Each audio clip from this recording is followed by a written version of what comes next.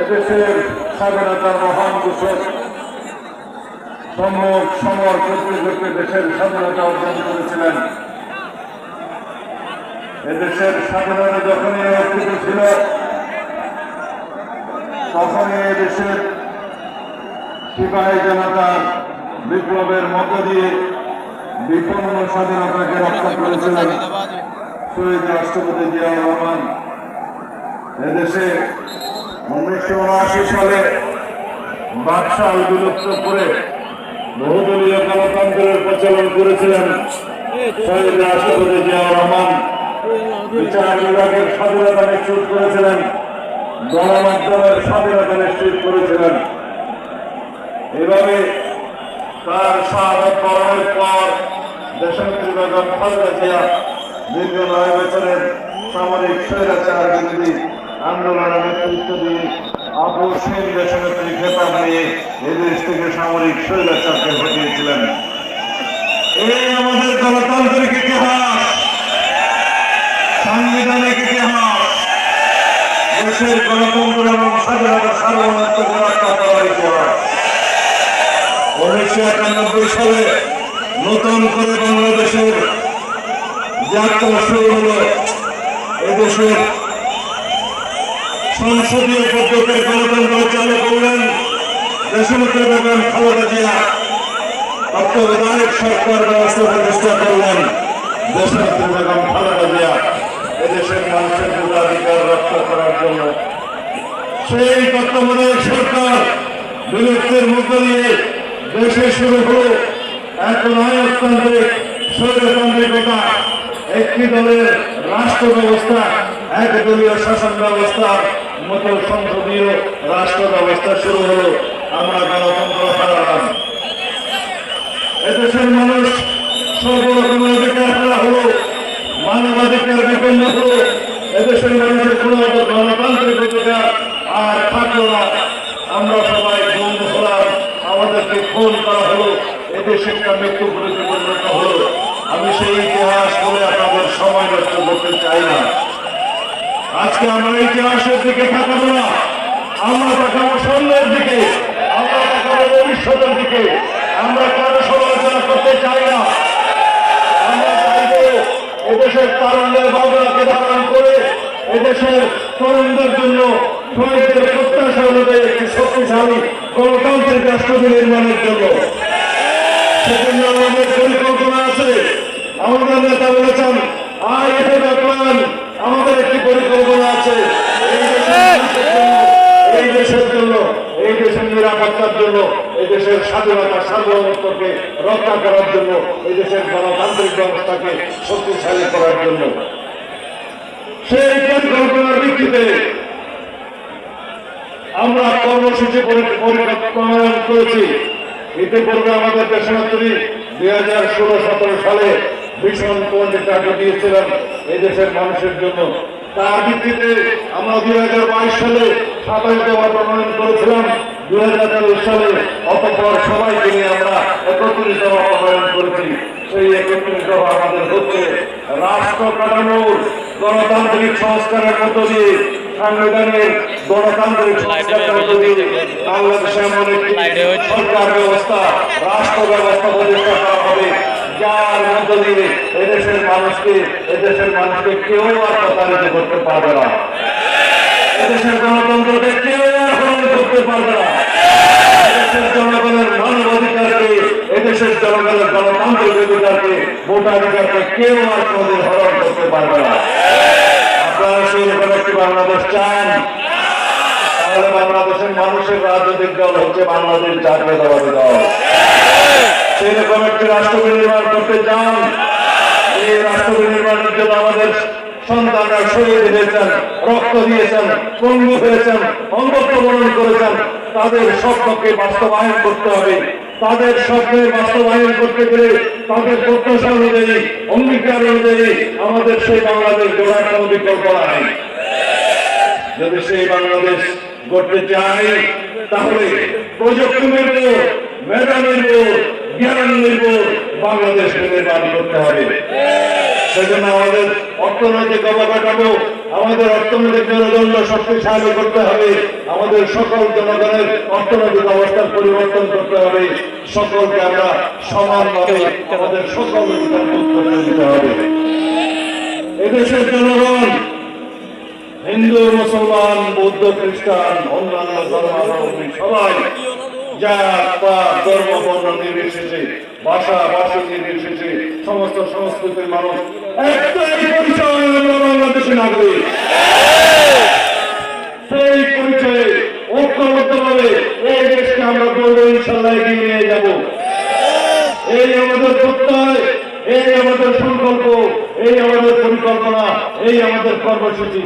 সেজন্য আমরা বলেছি প্রতিটি সেক্টরে আমরা পরিকল্পনা নিয়েছি, কর্মসূচি নিয়েছি। কি সেই পরিকল্পনা? আমরা কোন বেকার ডিগ্রিগাদের সৃষ্টি করতে চাই না। আমরা শিক্ষা ব্যবস্থাকে সাজাবো যাতে করে বাংলা ইংরেজির পাশাপাশি আরেকটি তৃতীয় ভাষা আমাদের সন্তানরা শিখবে, কারিগরি প্রশিক্ষণ নেবে। উচ্চ মাধ্যমিক পর্যায় পর্যন্ত তারা একটা প্রশিক্ষিত দক্ষ জনশক্তিতে রূপান্তরিত হবে। কেউ বেকার থাকবে না এদেশে। খেলাধুলা সংস্কৃতিতে সর্বত্র অংশগ্রহণ করার মধ্য দিয়ে একটা সুস্থ স্বাভাবিক জাতি গঠন করবো আমরা ইনশাআল্লাহ। আমরা বলেছি ফ্যামিলি কার্ড দেবে যারা দরিদ্র পরিবার, তাদের সেই পরিবারের মহিলা কর্তৃক সেই ফ্যামিলি কার্ডের মালিক হবে।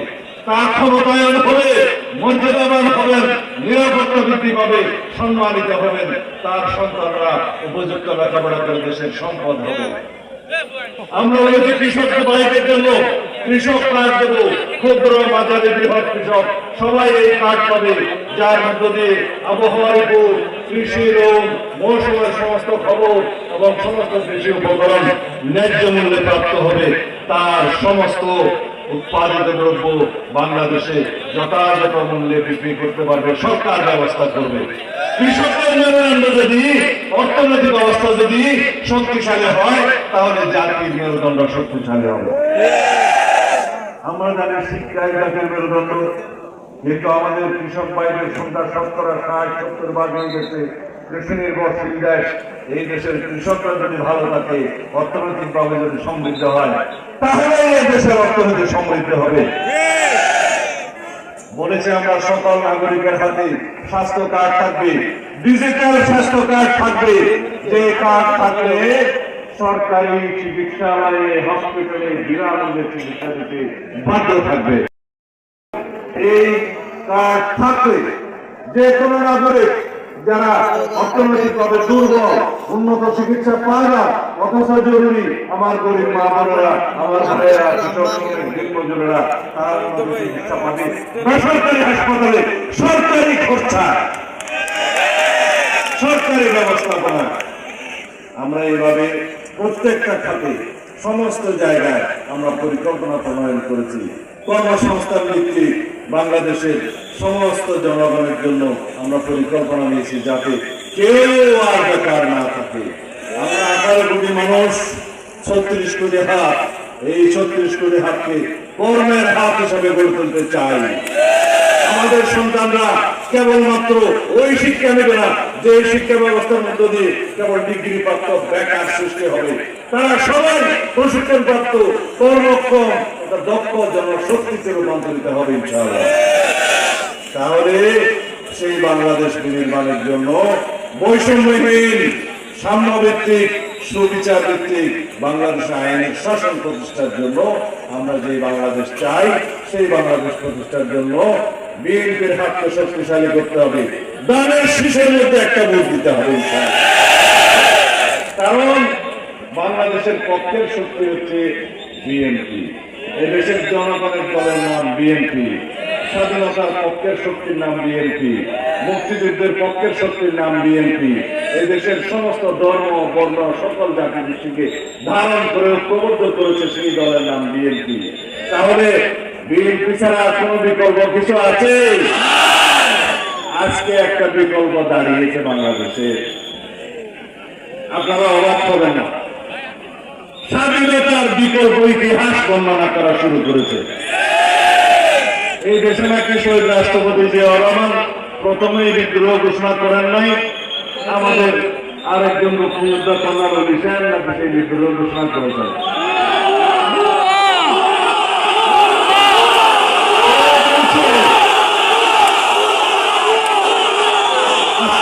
আস্তে কে বলেছে বাংলাদেশ জামায়াত ইসলামের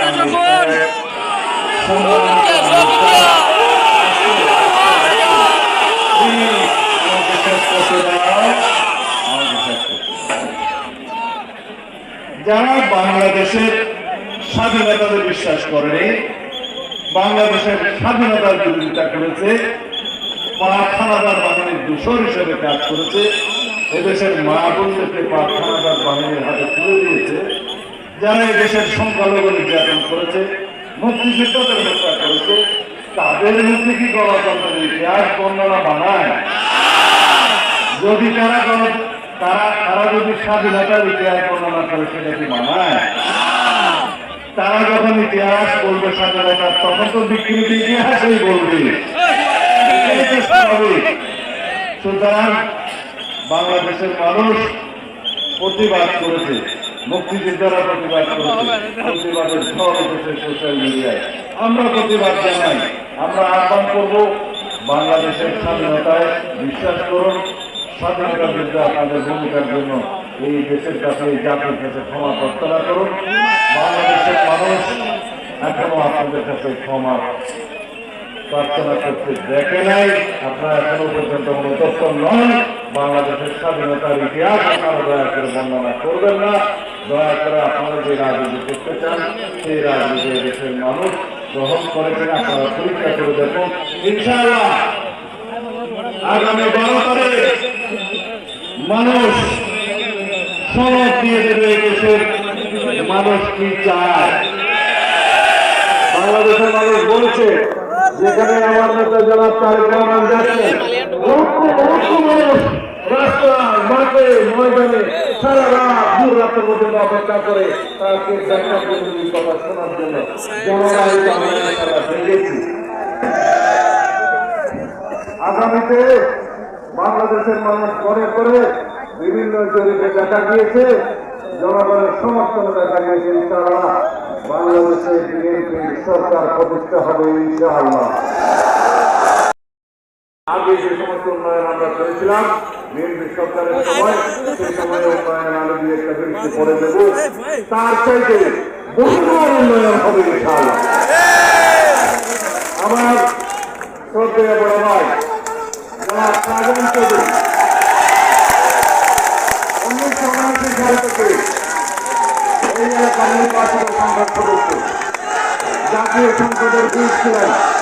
ইনশাআল্লাহ আপনারা যদি তাকে নির্বাচিত করেন দানের সুযোগ দিয়ে, তিনি আরো বেশি মর্যাদাবান হবেন। সুতরাং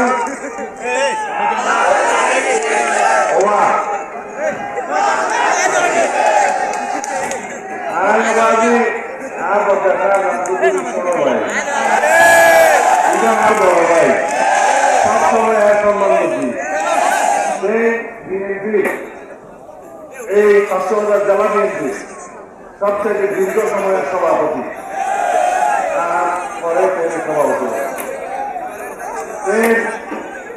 পরিপক্ক বয়স, জনগণের দিদা বয়স। সুতরাং আল্লাহ রহমতে ইনশাআল্লাহ 12 তারিখ সারাদিন আমি এই এলাকার কারোই সমালোচনা করলাম না, কারণ সবাই আমাদের ভাই বন্ধু, সবাই আমাদের এলাকাবাসী, সবাইকে আমাদের বাংলাদেশে বসবাস করতে হবে। অতীতে যারা বিভিন্ন দলের অবস্থানে ছিলেন, ভুলক্রমে হোক যেভাবে হোক বিভিন্ন দলের পক্ষে কাজ করেছেন, আমি আহ্বান জানাই, অনুরোধ জানাই, এইবার বাংলাদেশের শক্তির পক্ষে দাঁড়ান, দানের শীষের পক্ষে দাঁড়ান, উন্নয়নের স্বার্থে, সমৃদ্ধির স্বার্থে, প্রগতির স্বার্থে, শক্তিশালী গণতান্ত্রিক রাষ্ট্র নির্মাণের স্বার্থে। ইনশাআল্লাহ খোদা হাফেজ। বাংলাদেশ জিন্দাবাদ। জনগণ জিন্দাবাদ।